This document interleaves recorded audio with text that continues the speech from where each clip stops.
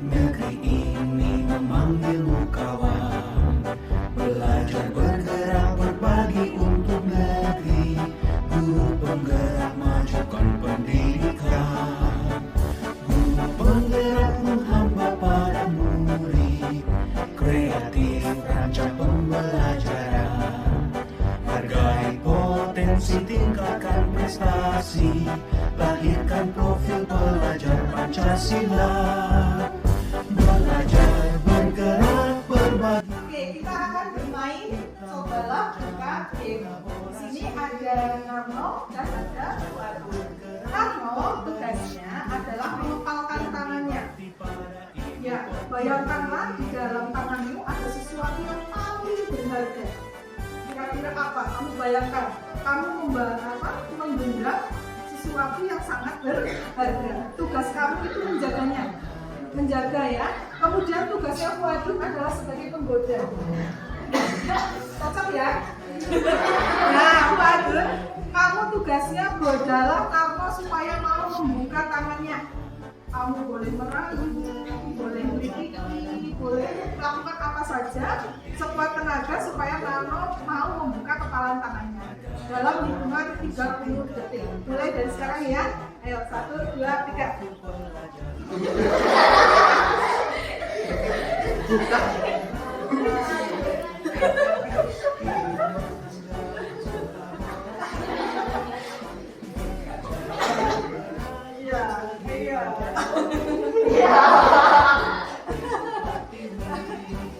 Selesai. Ya, terima kasih untuk Wadu dan Narno. Tepuk tangan. Boleh, silakan duduk. Oke anak-anak, apa yang terjadi tadi? Apakah Narno mau membuka kepala tangannya? Iya. Kalau yang melihat seberapa keras Wadu mencoba? Iya. Padahal sudah kalah body ya, karena ya. Tapi ternyata Narno tetap mempertahankan kepalan tangannya. Kira-kira kenapa itu? Apa alasan Narno itu tetap mengepalkan tangannya walaupun Fuadun dengan sekuat tenaga ingin membukanya? Kenapa sih? Karena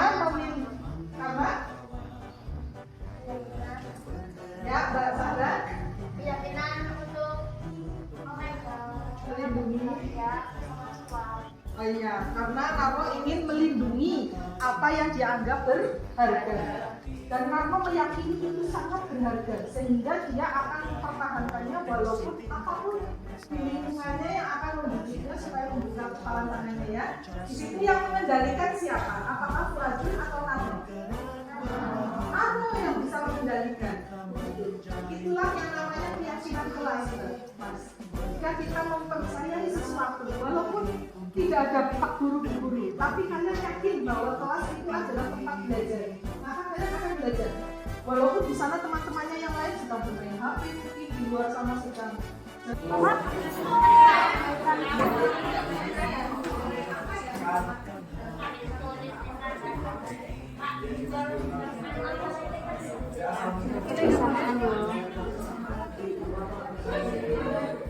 Nanti pertama terlihat terlihat Kalau terdengar berarti kata-katanya. Potensi, tingkatkan prestasi, lahirkan profil pelajar Pancasila.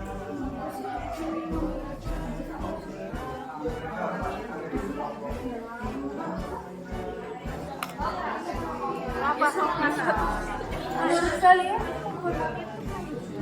kalau menurut ya menghormati itu kalau terdengar kita sama guys nggak kalau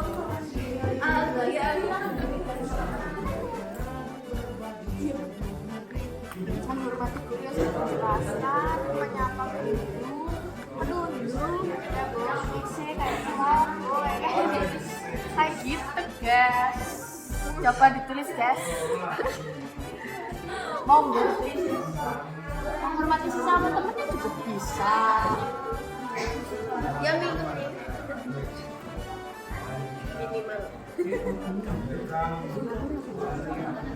Aja sepakat harus sama-sama. Kalau belajar mendengarkan guru satu.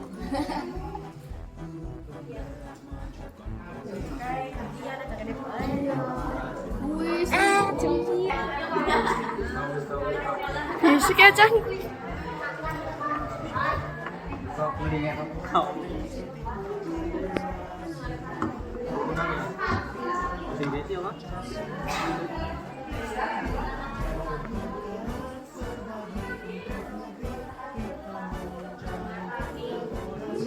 Harmoni.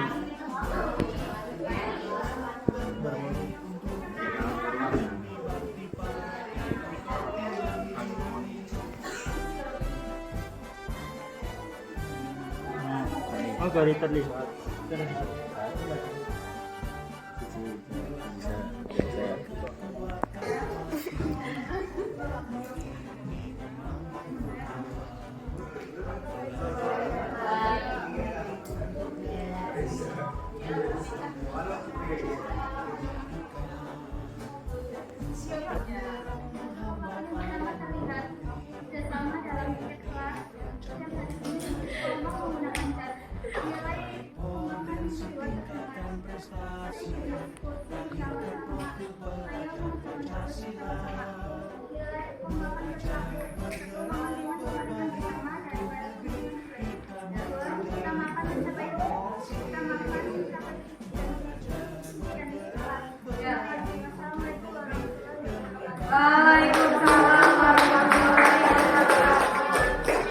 Sepakat tidak ada apa-apanya.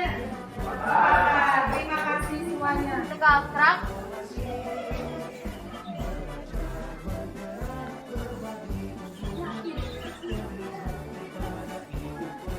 Tegaprak.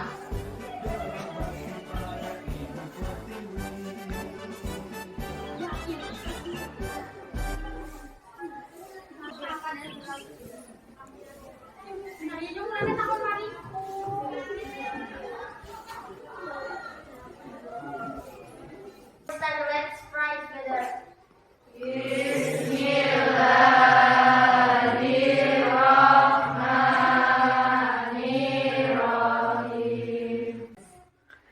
Adinda, Airin, Alvita, Amri, Anggur, Helvita.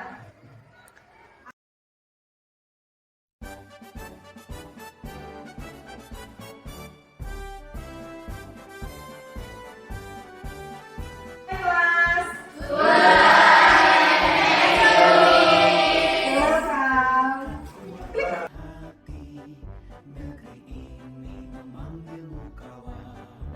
Okay, attention please.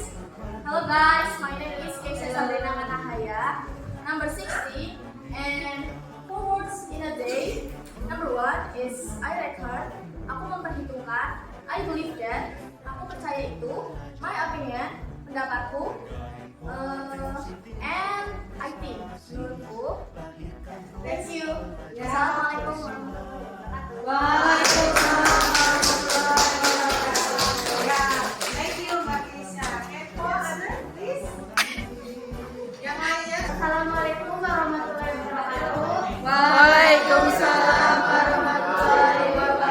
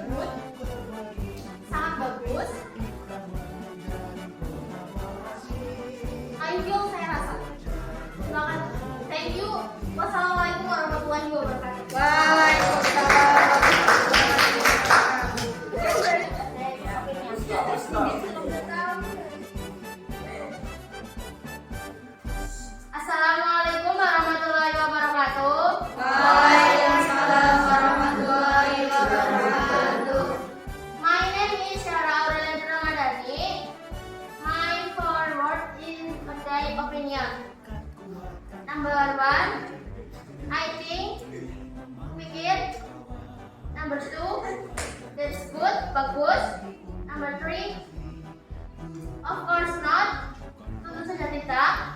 Number 4, no harm done, tidak ada yang dilakukan. Thank you. Assalamualaikum warahmatullahi wabarakatuh.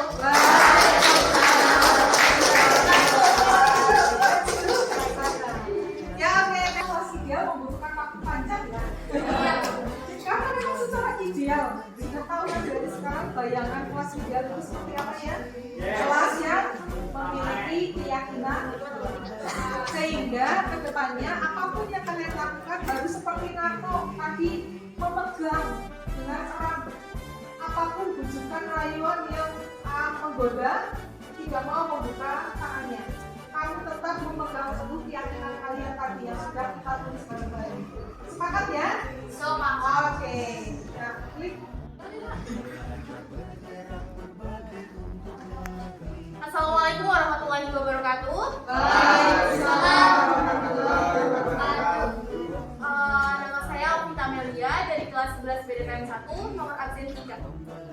Refleksi hari ini di pelajaran bahasa Inggris, peristiwa yang tadi kita lakuin membuat for WB, membuat keyakinan kelas, membuat video tentang kelas impian.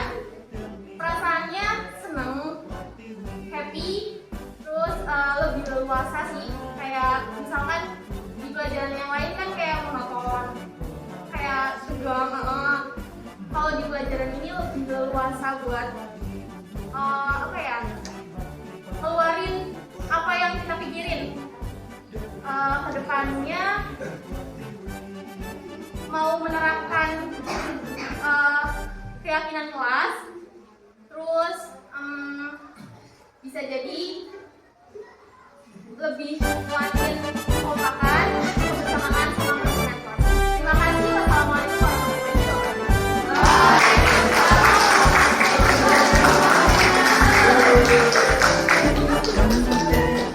Kuatkan hati, negeri ini memanggilmu kawan. Belajar bergerak berbagi untuk negeri, guru penggerak majukan pendidikan. Guru penggerak menghamba pada murid, kreatif rancang pembelajaran. Hargai potensi, tingkatkan prestasi, lahirkan profil pelajar Pancasila. Belajar bergerak berbagi untuk negeri, kita menjalin kolaborasi. Belajar bergerak berbagi untuk negeri, demi bakti pada Ibu Pertiwi.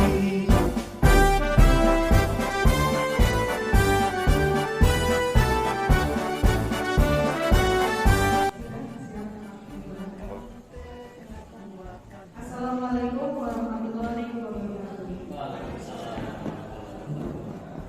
Kepada yang terhormat Bapak Kepala Sekolah Ibu Jami dan kepada yang saya hormati Bapak Ibu Guru serta karyawan SMK Negeri 1 Jami.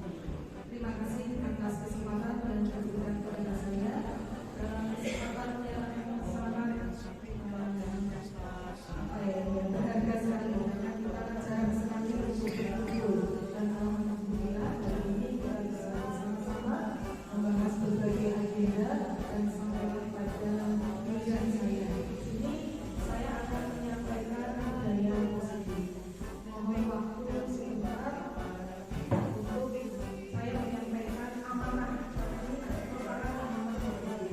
Amanah untuk disampaikan kepada bapak-ibu semuanya di sekolah, semua kalau bergerak saya juga melakukan tugas bersama, yaitu menyampaikan budaya yang positif di SMK Negeri 1 Jami, yaitu pada hari ini Selasa 6 September 2022 disampaikan oleh saya Inisial SPD calon guru penggerak angkatan.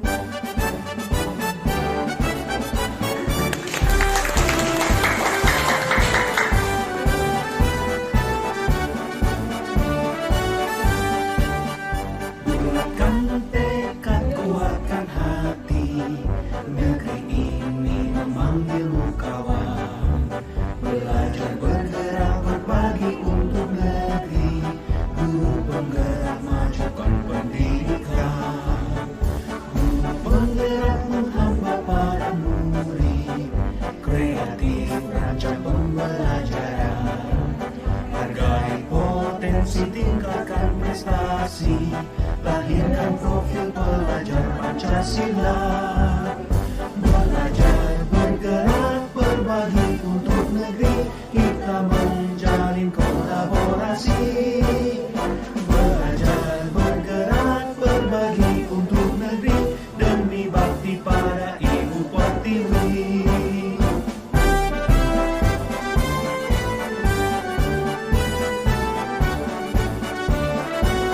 Dalam karakter murid tumbuh dengan baik, karena sekolah merupakan tempat tumbuhnya kebiasaan-kebiasaan baik, dan setelah menjadi kebiasaan-kebiasaan itu akan menetap dalam diri murid menjadi karakter, dan apabila karakter terlihat oleh banyak orang maka menjadi sebuah budaya di tempat itu.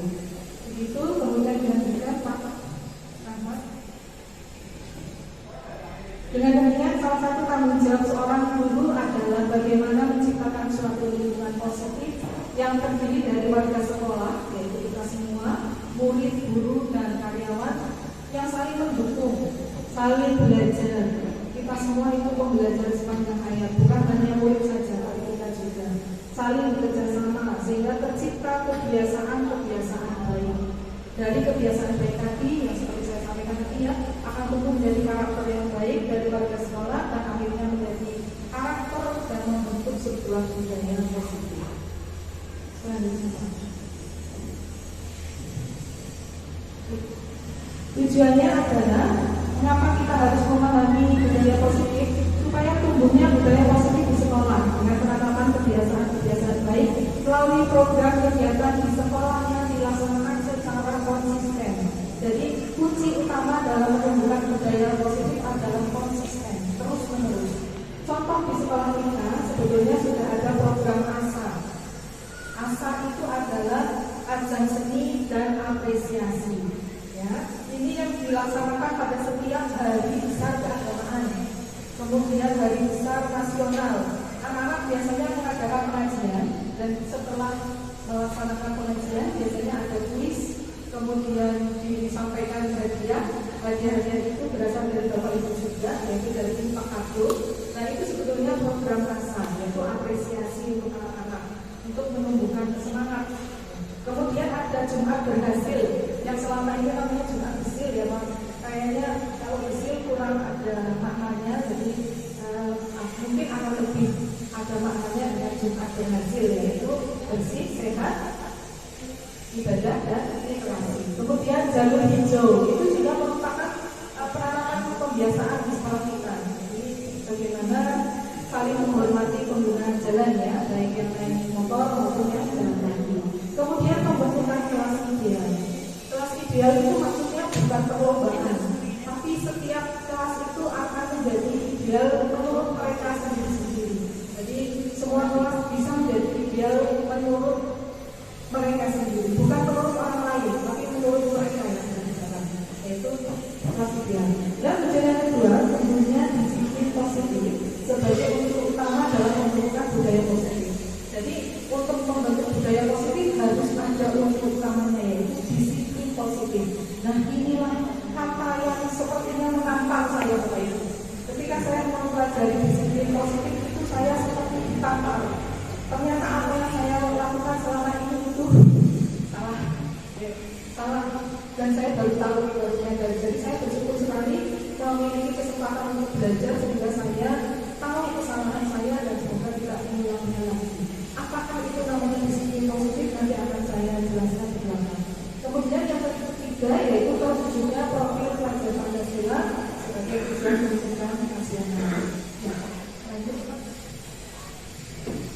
Budaya positif di sekolah yang sudah saya sebutkan tadi, contoh-contohnya, nah ini Infak Kado, ada program ASA. Bapak Ibu yang belum Infak Kado dulu masih diterima ya. Program Jumat Berhasil. Nah ini akan saya bawa gaulnya di forum calon guru gerak. Sekolah kita itu ada program-program itu. Nah bagaimanakah itu budaya positif? Ketika kita ingin menumbuhkan budaya positif, kita harus memahami apa itu disiplin positif, apa nilai kebajikan universal, motivasi, ya, Nah itu kita semua tahu ya motivasi ya, tapi ternyata setelah membaca, oh ternyata ada motivasi yang paling baik. Nah, itu. Kemudian ada kebutuhan dasar manusia, posisi kontrol, dan segitiga restitusi. Nah ini adalah materi-materi atau pelajaran yang membuat saya tertampar. Nanti kalau ibu mungkin bisa memahami kesalahan apa yang selama ini kita lakukan. Lanjut Pak. Ya, menurut Stephen R. Covey, Principle Centered Leadership, bahwa selama ini yang kita lakukan, kalau mendengar kata disiplin, Bapak Ibu teringat apa ya? Yang tersirat di benak Bapak Ibu kalau mendengar kata disiplin apa? Pelanggaran, aturan, kepatuhan, apalagi ya, penegakan, hukuman. Nah, itulah yang membuat saya tertampar. Selama ini ternyata saya menggunakan stimulus respon. Padahal secara idealnya kita harus menggunakan teori kontrol. Nah ini berguna sekali mungkin untuk Bapak Ibu guru IPK ya, dan juga kita semua.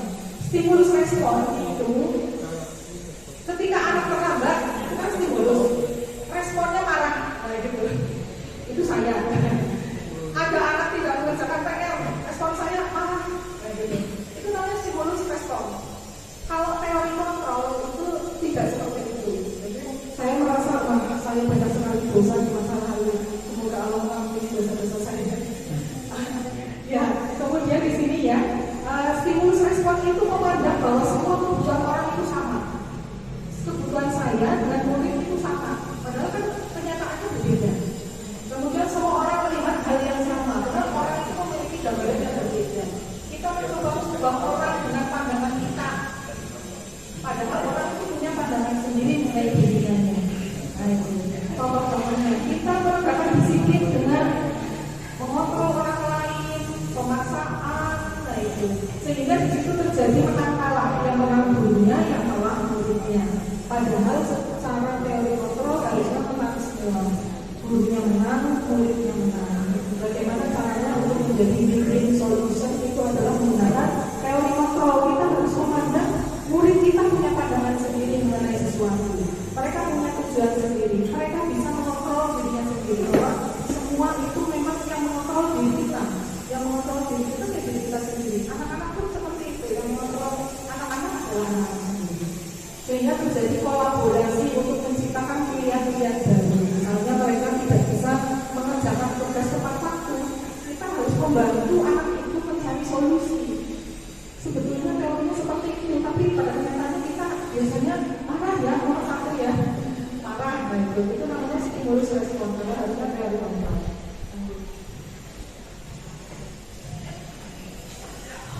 Nah, mohon maaf nih Bapak Ibu, saya hanya berbagi saja ya, berbagi belajar.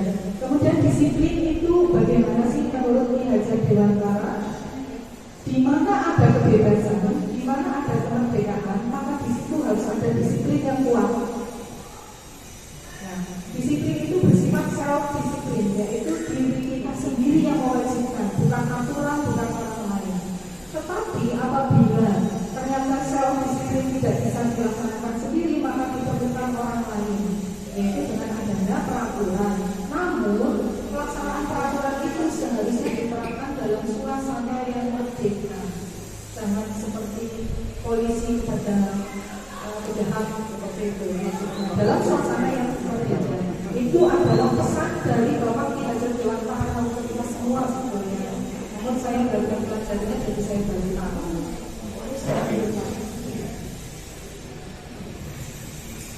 Dengan kata lain, disiplin diri itu maka kita harus bertanggung jawab, mendasarkan pada nilai-nilai kebajikan universal. Dan ternyata saya baru tahu ternyata disiplin itu artinya belajar.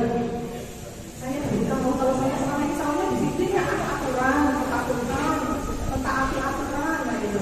Ternyata disiplin artinya adalah belajar. Menurut Brian Koser 2001 belajar. Ya, jadi ketika belajar mereka harus paham betul apa alasannya, sehingga muncul motivasi intrinsik. Jadi kalau ketika kita menetapkan peraturan kepada anak itu harus tahu alasan kenapa ada aturan itu, sehingga anak akan tumbuh motivasi intrinsik dari dalam dirinya sendiri. Itu sesuai teori ini Bapak Ibu, walaupun prakteknya nanti banyak kebenaran. Tergantung mood gimana. Nah ini yang saya juga baru tahu. Ternyata menurut dari dosen teori motivasi ada 3. Manusia itu punya 3 motivasi dalam melakukan sesuatu. Yang pertama karena menghindari ketidaknyamanan saja. Penak. Ya, ikut apel karena penak. Karena takut dihukum. Nah itu adalah motivasi yang pertama. Yang kedua, motivasi supaya mendapat imbalan atau hadiah. Kepengen menjadi guru berprestasi misalnya, itu mendapat imbalan. Nomor 1 dan nomor 2 ini motivasi ekstrinsik. Pasti dari luar. Nah, secara idealnya adalah motivasi intrinsik dari dalam. Karena takut dihukum. Nah itu adalah motivasi yang pertama. Yang kedua, motivasi supaya mendapat imbalan atau hadiah. Kepengen menjadi guru berprestasi misalnya, itu mendapat imbalan. Nomor 1 dan nomor 2 ini motivasi ekstrinsik. Pasti dari luar. Nah, secara idealnya adalah motivasi intrinsik dari dalam. Menjadi orang yang mereka inginkan. Karena saya ingin apa? Karena saya ingin menjadi orang yang disiplin, orang yang menghargai peraturan dari pemerintah. Harusnya seperti itu. Tapi kayaknya masih belajar banyak dari sama sekali ya. Itu faktor intrinsik. Lanjut Pak. Jadi ya, menurut Alfie bahwa ternyata penghargaan dan hukuman itu sama saja. Penghargaan itu merupakan bentuk hukuman karena sama-sama mematikan potensi. Iya, menghancurkan potensi. Jadi sebetulnya kalau dalam belajar, penghargaan yang sesungguhnya itu ya jadi bisa. Jadi bisa itu adalah penghargaan yang tertinggi dalam belajar. Bukan ini duit apa-apa, itu menghancurkan potensi. Itu menurut Alfie Panis baik dihukum dengan hadiah. Ternyata kita memberikan hadiah kepada anak kita itu sedang mematikan potensi. Dan itu ternyata itu juga menampar saya lagi karena saya sering melakukan juga ya Bapak ya. Lanjut. Nah, ketika berada di kelas, anak-anak itu mempunyai kebutuhan mereka sendiri-sendiri. Ada 5 kebutuhan: bertahan hidup, kesenangan, kasih sayang dan perhatian, kebebasan dan kekuasaan. Kalau ada anak yang tidur, mungkin dia kekurangan kebutuhan bertahan hidup ini. Makan tidurnya kurang gitu ya. Terus kalau ada yang misalnya bosan, kelihatan ekspresinya bosan, muak sama gurunya, sebel gitu. Nah mungkin dia tidak terpenuhi kebutuhan kesenangan. Ya masih sayang juga bisa. Kemudian ada anak yang minggat, ya, tidak ikut pelajaran. Mungkin kita sebagai guru perlu introspeksi, ada kebutuhan yang tidak dia dapatkan, yaitu kebutuhan kebebasan. Jadi ketika kita merancang pembelajaran, kita memerlukan memikirkan kebutuhan untuk anak-anaknya. Oh ini ada kesenangannya, oh ini ada kekuasaan ya. Maksudnya kekuasaan itu setiap anak merasa bisa. Jangan hanya anak pintar saja yang bisa, tapi semua anak merasa bisa itu sehingga mereka mempunyai eksistensi kekuasaan gitu. Lanjut Pak. Nah ini apa yang kita lakukan selama ini terhadap pelanggaran? Biasanya kita memberikan hukuman. Ada yang namanya konsekuensi. Secara ideal kita harus memberikan restitusi. Nah, selama ini yang saya lakukan itu hukuman. Ada anak terlambat, saya piket ya misalnya ya. Kamu terlambat membersihkan kamar di sana, itu hukuman. Kemudian kalau konsekuensi sesuai tata tertib, kalau yang terlambat dapat poin berapa dulu, poinnya kalau kamu tambahin dulu 3 ya. Nah kamu berarti mendapat poin pelanggaran 3. Tapi kalau restitusi itu kita akan mengajak diskusi anak itu. Kenapa ini kita melanggar? Apa solusinya? Jangan kita yang memberikan solusinya, biar dia yang mencari solusinya. Kira-kira apa solusinya supaya kamu tidak bakal terlambat lagi? Terus siapa orang yang di rumah yang bisa membantu kamu untuk bisa melaksanakan rencananya supaya tidak terlambat lagi? Nah itu yang namanya restitusi seperti itu. Jadi hukuman itu biasanya bersifat mendadak. Pokoknya kita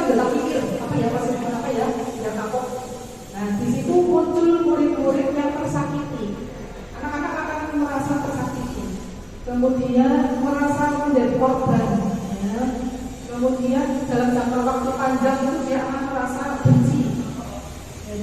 Itu kesan-kesan yang didapatkan jika kita memberikan hukuman. Kalau memberikan konsekuensi, anak-anak itu merasa impas. Saya salah, saya berbayar. Impas. Jadi saya salah, tapi saya sudah melakukan konsekuensinya. Dia ada salahnya, saya sudah tidak masalah lagi. Itu kalau konsekuensi. Tapi kalau restitusi, anak-anak itu akan berpikir bagaimana caranya saya tidak mengulanginya lagi. Itu mungkin bedanya sesuai dengan pemahaman saya. Lanjut Pak. Masih banyak ciri-ciri hukuman, konsekuensi dan restitusi yang selama ini kita lakukan. Ciri-ciri kalimatnya kalau kita memberi hukuman, awas ya, kalau kamu melakukan lagi nanti kamu awas ya. Yang konsekuensi ciri-cirinya lakukan apa yang saya katakan. Kalau yang restitusi, apakah hal ini yang sesungguhnya ingin kamu lakukan? Nah itu, mengajak anak itu melihat dirinya sendiri. Itu contohnya. Jadi modenya adalah teori kontrol, mendorong disiplin positif, konsep diri yang kuat. Lanjutkan. Itu banyak sekali ciri-cirinya. Nah, masih di jangka panjang ya, hukuman itu jangka panjang. Pertama dalam benak anak. Kemudian kalau konsekuensi anak merasa ikhlas. Nah, lanjut restitusi tadi sudah ya, mencari solusi. Jadi kalau ada masalah sebaiknya mencari solusi. Nah, ini pelaksanaan segitiga restitusi menstabilkan identitas. Kalau ada anak yang melakukan kesalahan itu sebetulnya mereka sedang berada di dalam identitas gagal. Kita berusaha untuk bagaimana anak itu tidak merasa menjadi orang gagal. Kita katakan saja, saya juga sering melakukan kesalahan, saya juga sering lupa. Gak apa-apa yang namanya melanggar itu, gak apa-apa. Jadi menstabilkan identitas. Tidak ada orang yang sempurna, itu menstabilkan identitas. Kemudian validasi tindakan yang salah. Setelah itu kita tanyakan, menurut kamu datang terlambat ke kelas itu salah atau enggak? Jadi kita tanyakan, jalan kita yang melakukan ini kamu salah loh. Biarkan dia belajar sendiri. Kemudian keyakinan, menanyakan keyakinan. Menurut kamu sebagai murid itu sebaiknya bagaimana? Nilai-nilai keyakinan yang benar itu bagaimana? Lanjut Pak. Nah, ini juga sering ini semuanya sudah pernah saya lakukan. Guru itu punya posisi kontrol 5 ya. Saya pernah jadi pembuku, saya juga pernah jadi pembuat bersalah. Pembuat bersalah itu ngomongnya pelan tapi ngerti, biasanya sih gitu. Ya. Kalau pembuku biasanya gitu ya. Tapi kalau pembuat bersalah itu ngomongnya pelan tapi ngerti gitu. Nah, sebagai teman itu harus apa-apa lah. Kalau terlambat ya harus ada kayak gak ada solusi. Kayak ini sudah apa-apa gitu. Itu juga saya pernah seperti itu. Sebagai pemantau, kita, kamu ya sesuai kata tertib itu harusnya tidak boleh loh. Kalau kita ngomongnya itu dengan kata tertib itu pemantau. Nah, yang seharusnya kita menjadi manajer. Yang idealnya sesuai teori kita sebaiknya menjadi manajer. Mengajak anak untuk mempelajari dari kesalahannya, membantu anak untuk mempelajari kesalahannya supaya bisa memperbaiki. Nah, ini contoh penerapan budaya positif yang sedang saya upayakan. Saya tidak berani mengatakan sudah terwujud di kelas saya benar. Saya masih mengupayakan, yaitu dengan keyakinan kelas Bapak Ibu. Membuat keyakinan kelas. Langkah pertama anak saya minta membuat diagram Y. Diagram Y itu ada terlihat, terdengar, dan perilaku. Misalnya nilai menghormati, terlihatnya bagaimana? Oh, orangnya akan kalau lewat di depan orang tua akan duduk. Nah, terdengarnya bagaimana? Permisi, misalnya kata-kata ucapan yang terdengar. Seperti ini. Nah, ini kita diskusi ini setelah untuk membuat keyakinan bersama. Apabila ada pelanggaran, kita tinggal mengingatkan lagi. Coba keyakinan mana yang sedang kamu langgar. Nah, oh iya ternyata keyakinan tanggung jawab ya Bu, saya nggak mengerjakan. Biar dia yang menganalisa sendiri sesuai teori seperti itu. Kemudian lanjut Pak. Nah, ini ketika saya minta ke anak-anak, coba kamu bayangkan kelas ideal itu menurut kamu bagaimana? Ternyata anak-anak kelas ideal itu harus bersih. Supaya bersih gimana? Sepatunya ditaruh di luar. Ternyata dirapikan seperti itu. Ya, saya memancing anak-anak supaya membayangkan kelas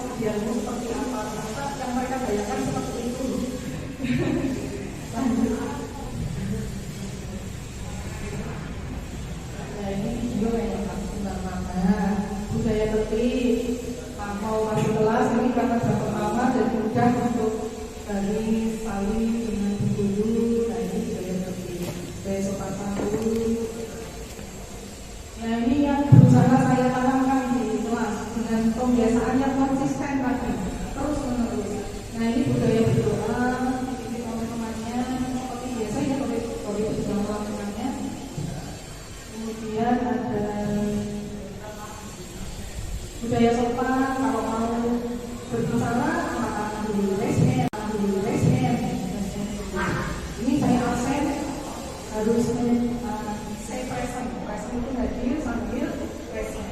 Itu saya biasakan walaupun di kelas TSN yang ada angel. Pasti tangannya lupa. Present gitu aja, tapi tangannya lupa. Padahal pasti saya panggil lagi supaya untuk present. Karena itu budaya. Karena ini budaya berterima kasih anak-anak setelah selesai pelajaran. Itu masih saya upayakan untuk berminggu. Saya berani menanamkan itu. Nah ini adalah menanamkan nilai keyakinan. Anak-anak kan nggak ngomong apa itu sih keyakinan Bu. Nah, ini ada permainan yang dimainkan oleh Karlo dan Bu Adi. Karlo itu memegang kepala tangannya itu di dalamnya ada sesuatu yang sangat berharga. Tugasnya seperti itu. Dan Bu Adi tugasnya adalah menggoda supaya membuka kepala tangannya. Nah ini anak sini kritik anak sini. Ya, tapi ternyata Karlo tetap berusaha memegang kepala tangannya. Ya, nah itulah yang namanya keyakinan Bapak Ibu. Jadi ketika kita meyakini sesuatu ya kita akan berusaha untuk melindunginya. Nah ini diskusi anak-anak mengenai nilai-nilai keyakinan. Kita apa yang terlihat, apa yang terdengar, perilakunya bagaimana kalau kamu jawab itu didiskusikan.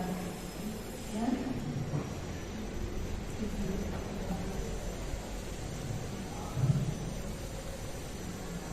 Nah ini sedang mencatat secara berkelompok, kemudian mereka nanti presentasi ke kelompok.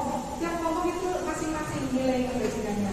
Ada yang membahas nilai menghormati, ada yang membahas nilai tanggung jawab, ada yang membahas disiplin. Jadi yang terlihat bagaimana, yang terdengar bagaimana, perilakunya bagaimana, nanti mereka presentasi. Nah mereka menulis bersama. Setelah itu ditempel di depan. Nilai-nilai yang harus mereka yakini di dalam kelas. Jadi di sini budaya membuat aturan sendiri di dalam. Mereka akan merasa ikut bertanggung jawab karena peraturan itu dibuat oleh mereka sendiri. Nah ini pembiasaan bahasa Inggris. Jadi sudah mulai ke pelajaran saya. Terinspirasi dari nama mobil Pak Bangun tapi lagi 4WD. 4-wheel drive. 4WD 4-wheel drive ini di kelas saya bukan ya, tapi namanya 4 words in a day. Jadi dalam satu hari setiap ketemu saya anak-anak skor 4 kata amalan, tapi sesuai dengan topik. Topiknya adalah mengenai opinion. Mereka 4 kata ya, maju satu-satu untuk hafalan. Nah itu. Kemudian setelah selesai pembelajaran saya juga biasakan untuk minta refleksi dari murid. Hari ini kamu belajar apa? Kamu merasa apa? Kamu menemukan hal baru apa? Lalu apa rencana untuk depan? Kita biasakan untuk anak-anak masih ada kesulitan, tapi insya Allah kalau sudah pertemuan 3 tempat mereka akan sudah tahu apa itu namanya refleksi. Itu saya biasakan di kelas saya.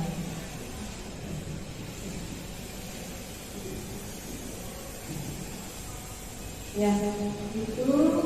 Nah ini hasil dari pembuatan keyakinan kelas ditempel di papan tulis. Saya ajak foto bersama lah, semuanya Bapak Ibu langsung pada itu ya berpose. Nah itu adalah keyakinan kelas di 11 di DPM 1. Kemudian ada lagi yang saya sampaikan contoh budaya yang ingin saya terapkan di kelas.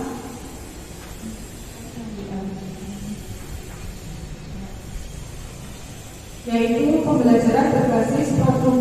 Jadi setiap akhir pembelajaran saya selalu minta produk dari anak supaya mereka tahu untuk apa mereka belajar. Nah, ini materi opini saya minta mereka untuk membuat pidato.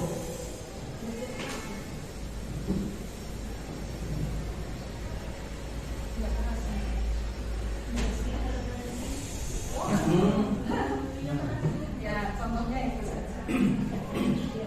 Ini saya berikan anak-anak saya minta untuk membuat pidato direkam pakai HP masing-masing.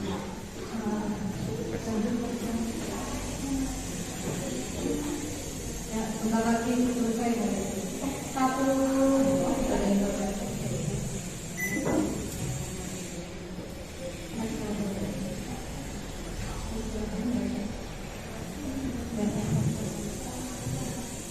kemudian waktu mempelajari introduction itu di akhir juga saya minta mereka membuat video perkenalan, lalu membuat komik. Jadi setiap pelajaran itu saya mikir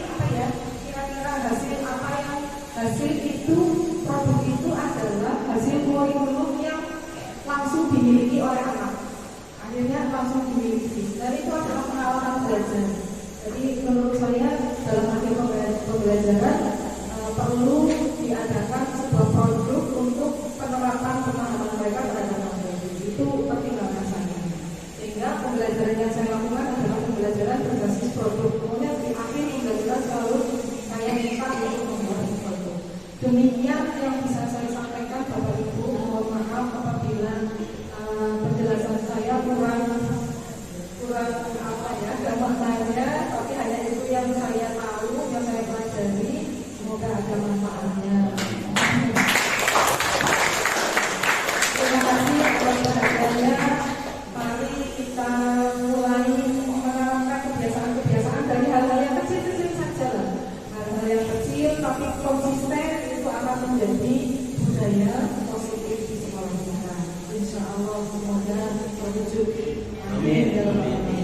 Mohon maaf atas segala kekurangan. Saya tutup. Wassalamualaikum warahmatullahi wabarakatuh. Waalaikumsalam.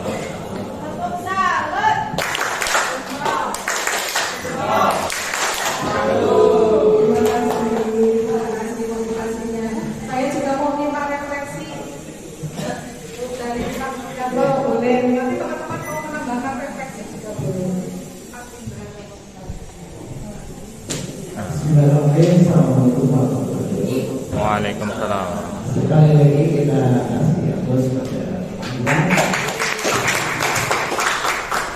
Terima kasih Beni. Saya baru tahu ternyata saya itu melanggar 3 hal, terutama tentang budaya positif ini. Kalau yang bisa saya paham itu budaya positif, kalau orang yang budaya positif punya budaya positif itu adalah anak menjadikan anak itu menjadikan diri sendiri dan anak itu adalah positif. Saya sangat senang sekali kalau hal tersebut akan diterapkan di SMK kita. Kalau ini direspon supaya diterapkan di sekolah kita. Kemudian pertanyaan berikutnya, apakah itu berarti yang dikatakan diterapkan di semua lini ya, Mas, di PPR, terus di luar PPR. Terus pertanyaan berikutnya ini, apakah bisa dikolaborasikan? Karena selama ini kita mindset kita kan disiplin adalah hukuman. Nah ini hubungannya dengan kata tadi yang tadi disinggung adalah kalau tidak begini maka poinnya 5. Kalau ini gimana kalau hal tersebut tentang dari nilai apakah poin-poin itu sudah termasuk? Ini kan kita maksudnya berarti kalau tidak disiplin di hukum. Ini karena tadi dengan saya tidak hanya normal. Mohon diperhatikan.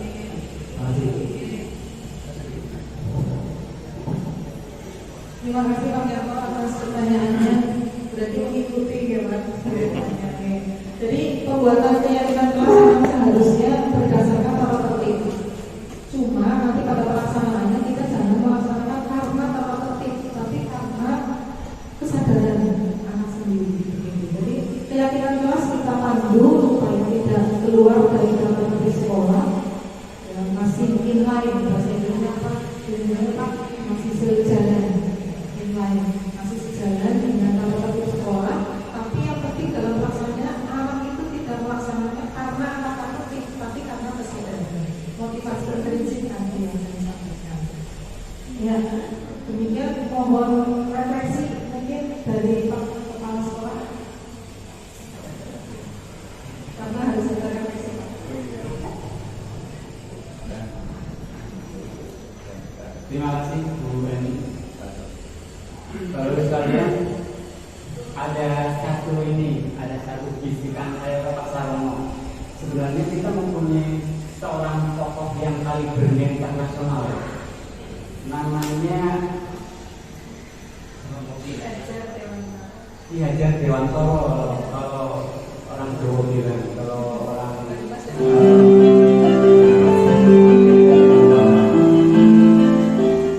saatnya jam 10 dimulai. It is time to begin the 10 class. artinya Bapak-Ibu sekalian bahwa nilai-nilai yang ditebarkan oleh tokoh pendidikan ini Ki Hajar Dewantoro itu sampai saat ini itu sangat tepat untuk diterapkan dengan bendera-bendera barat gitu ya. Misalnya kolaboratif zaman dunia terus kayak gitu dengan belajar gitu kan.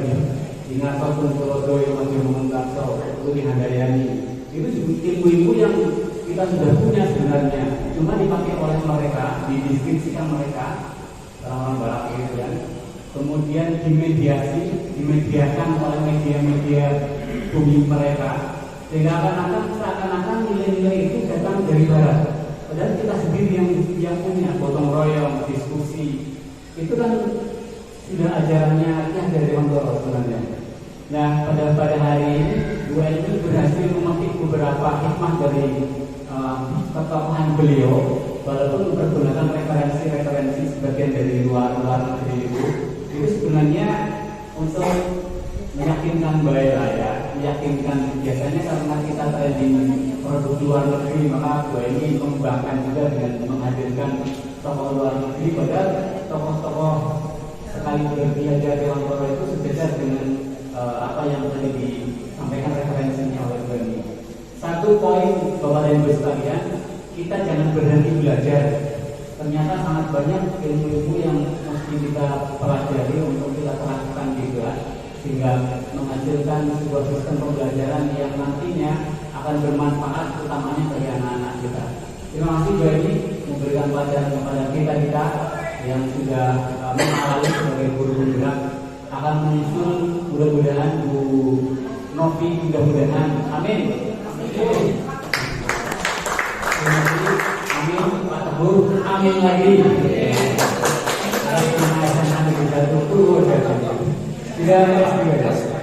Ya, mudah-mudahan semakin banyak guru penggerak lahir dari SMK Negeri 1 Purwodadi, semakin memudahkan kita pergerakan ke arah yang lebih baik lagi. Terima kasih Bu Eni, selamat.